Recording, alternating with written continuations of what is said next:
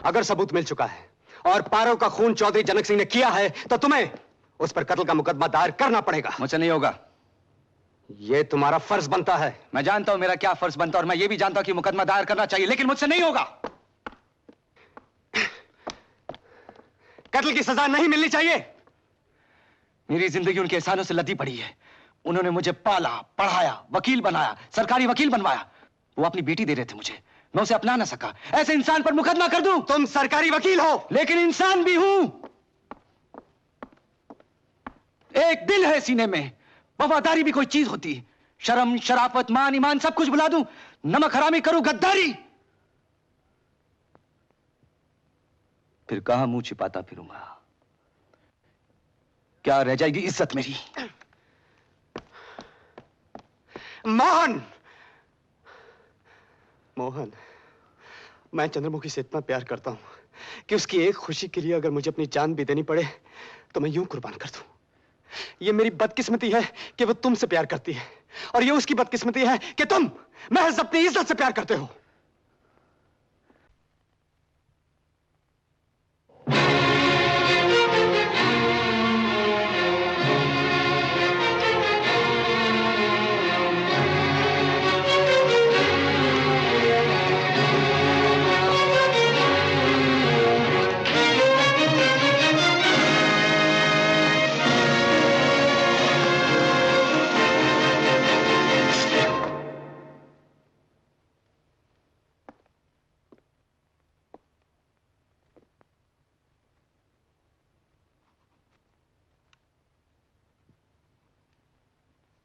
आओ बरखुरदार, अच्छा किया तुम लौट आए। अरे जवानी में किससे गलती नहीं होती मियां? अरे तुमसे हो गई तो कौन सी कयामत आ गई।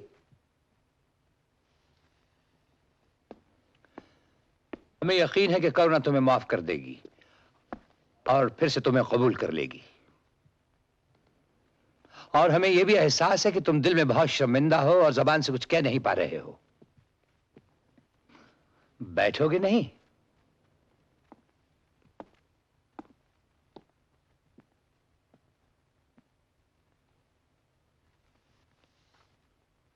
जीते रहो। मैं आज जो कुछ भी हूं आपकी बदौलत हूं, एहसानमंद हूं, इसलिए आपके चरण छुए। हम जानते हैं कि तुम एहसान फरामोश नहीं हो। तुमने जो कुछ भी किया ये समझो हम उसे भूल चुके। जो 30 बरस पहले हुआ वो भी भूल चुके हैं। पारो, गांव की मासूम लड़की, भूल चुके हैं। उसकी इज्जत लूटी, भूल चुके हैं। किसने तुम्हें बहकाया है? फिर उसका खून किया, भूल चुके हैं। हम तुम्हारा लिहाज किए जा रहे हैं और तुम बके जा रहे हो। खून के इल्जाम में आप पर मुकदमा दायर किया जा रहा है। खून का मुकदमा चौधरी जनक सिंह पर कौन दायर करेगा? सरकारी वकील।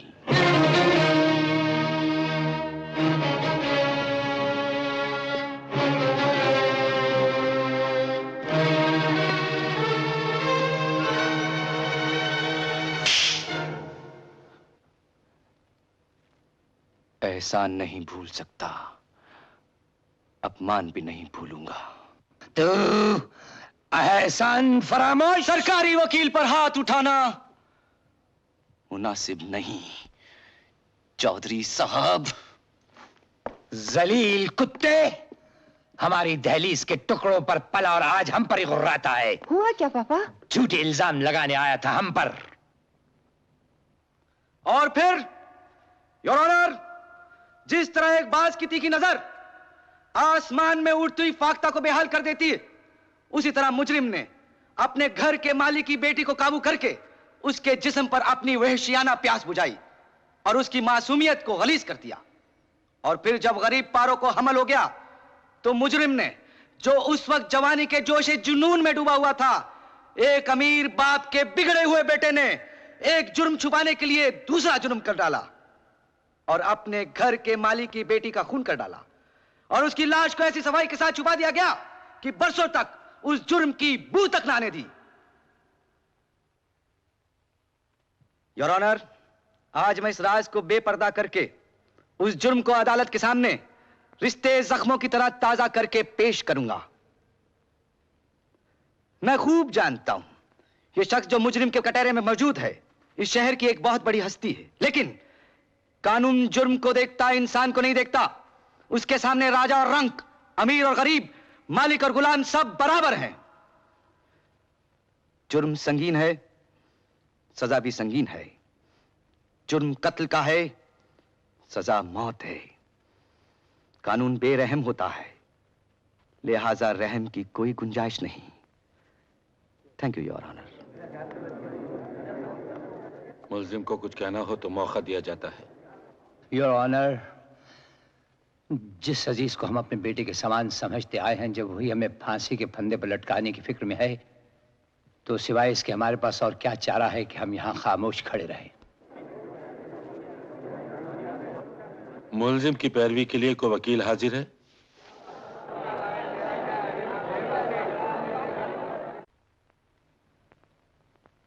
माँ, पापा को बाइज्जत घर वापस लाऊंगी, कसम खाती हूँ। होली बाइबल पर हाथ रख के कहिए, जो कुछ कहेंगे सच कहेंगे। मैं जो कुछ कहूंगा सच कहूंगा। आपका नाम? Thomas Walters. पेशा? Retired major, Indian army.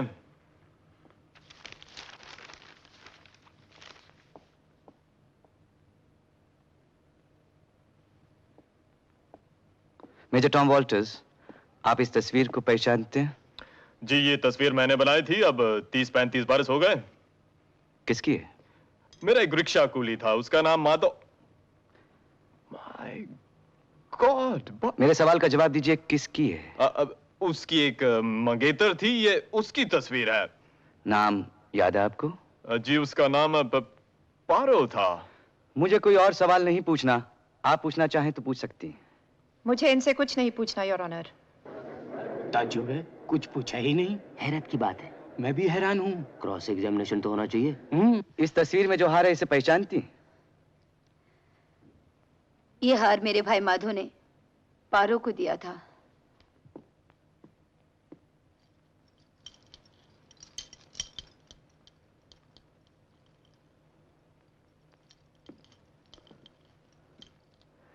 क्या ये वही हार है? हाँ, वही हार है। पारो माधो लिखा है। मुलाहिजा फरमाइए योर ऑनर, ये तस्वीर वाला हार और ये असली हार एक ही है।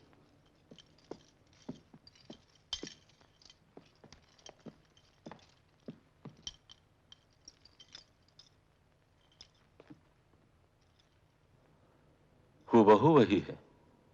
मुझे आगे इनसे कुछ नहीं पूछना, गवाह आपके हवाले। No questions. दूसरा गवाह भी खाली गया तो समझो चौधरी जनक सिंह भी गया, बेड़ा गर्क।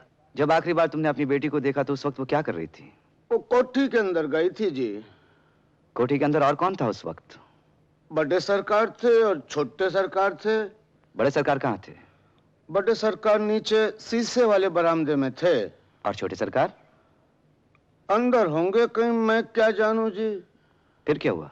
फिर छोटे सरकार बड़े सरकार को रिक्शा में लेकर मोटरों के अड्डे छोड़ने चले गए थे जी। पारो बाहर आई? पारो नहीं आई। तुमने पुलिस में रिपोर्ट लिखाई होगी? जी हाँ।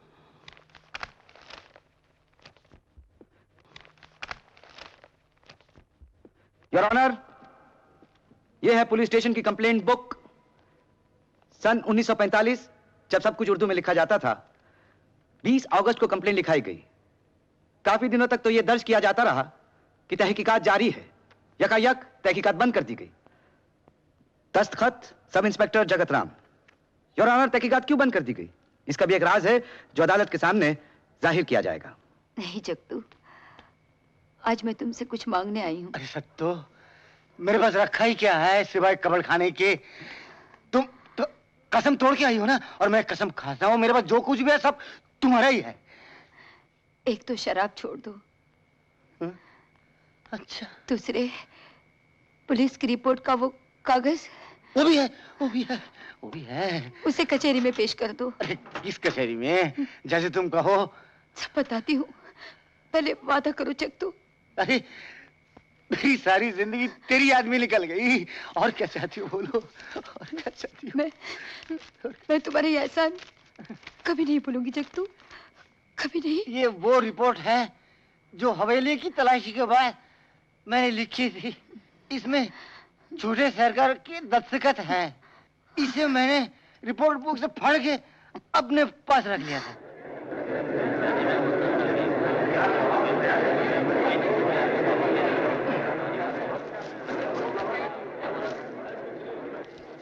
गीता पर हाथ रख के कहिए, जो कुछ कहेंगे सच कहेंगे। गीता की कसम, जो कुछ भी कहूंगा सच कहूंगा। नाम? जगतू जगतराम। पेशा? बगीचे के चौकीदार। किसके बागीचे का? चौधरी जनरल सिंह साहब के पास। इससे पहले क्या काम करते थे? पहले अब पुलिस है ना, पुलिस में काम करता था। ऑर्डर।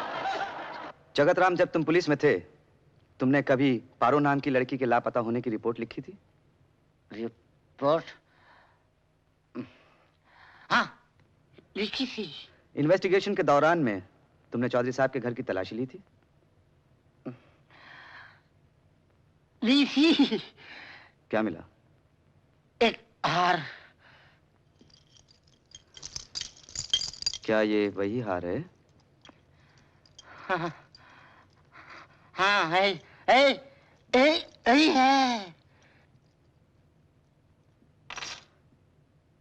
पुलिस की डेली रिपोर्ट से मालूम होता है कि पारो के लापता होने की इन्वेस्टिगेशन तुमने अचानक बंद कर दी। ऐसा क्यों किया तुमने जगतराम? तहकीकात क्यों बंद कर दी? योर ऑनर, गवाह शराब के नशे में है। मैं माफी चाहता हूं। मेरी अदालत से दरख्वास्त है कि इसे कल फिर बुलाया जाए, क्योंकि यह हमारा सबसे अहम और जरूरी गवाह है और इसके होश और हवास की मैं पूरी जिम्मेदारी लेता हूं। योर ऑनर, मुझे गवाह से कुछ पूछने का मौका दिया जाए। लेकिन गवाह नशे में है। मुझे शक है ये शख्स बहाने कर रहा है। गवाह से शराब की बू तक नहीं आ रही योर ऑनर। ये सब ढोंग रचाया गया है क्योंकि गवाह सरकारी वकील साहब के सवालों का जवाब उनकी मर्जी के मुताबिक। लेकिन मुझे ये बिल्कुल नशे में लग रहा है। अगर गवाह नशे में नहीं है तो आप सवाल पूछ सकती हैं। Thank you your honour. Jagatram, सुन रहे हो जगतराम? तुम पुलिस से निकाले गए थे।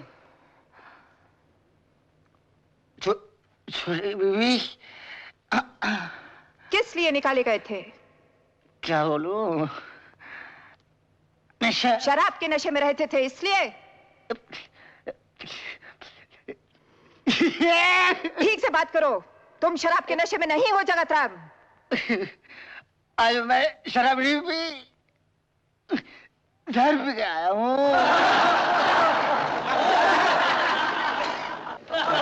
ऑर्डर।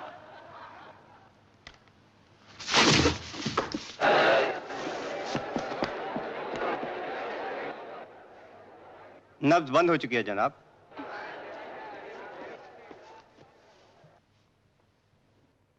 इस अफसोसनाक हादसे की वजह से आज की कार्रवाई कल तक के लिए मुलतवी की जाती है। कमबख्त को आज ही मरना था। मुकदमे का सारा नक्शा ही बदल गया है। उस चिट्ठी में क्या लिखा है जो आपके हाथ में दे गया? कोर्ट में आने का वादा किया था, आ गया हूँ। लेकिन जिसका नमक खाया है उसे नमक हरामी कैसे करूं? वादा किया था नहीं पीऊंगा, आज नहीं पी। तुम्हें आखिरी बार देखने आया हूं। सबूत फाड़ दिया है, माफ करना सत्तू। योर ऑनर, कल सरकारी गवाह जगतराम की मौत की वजह से उसकी गवाही मुकम्मल ना हो सकी। लिहाजा मेरी अदालत से दरख्वास्त है कि कुछ और सबूत और गवाह इकट्ठा करने के लिए मोहलत दी जाए। योर ऑनर, पेशतर इसके कि सरकारी वकील साहब को और वक्त मिले, मुझे अपने गवाह पेश करने का मौका दिया जाए। आपके गवाह हाजिर हैं? बिल्कुल हाजिर हैं योर ऑनर। पेश कीजिए। हमारा पहला गवाह श्री मोहन कपूर। यानी सरकारी वकील? Yes your honour. यह हरगिज नहीं हो सकता योर ऑनर। ये बड़ी अजीबोगरीब दरखास्त है। लेकिन कानून के खिलाफ नहीं। मुझे इनकी इस हरकत पर सख्त एतराज है। अदालत जानना चाहेगी मुकदमे की पैरवी के लिए क्या ये लाजमी है? निहायत लाजमी है योर ऑनर, यकीन दिलाती हूँ। अदालत की सरकारी वकील को हिदायत है कि वह गवाह के कटहरे में पेश हो जाएं।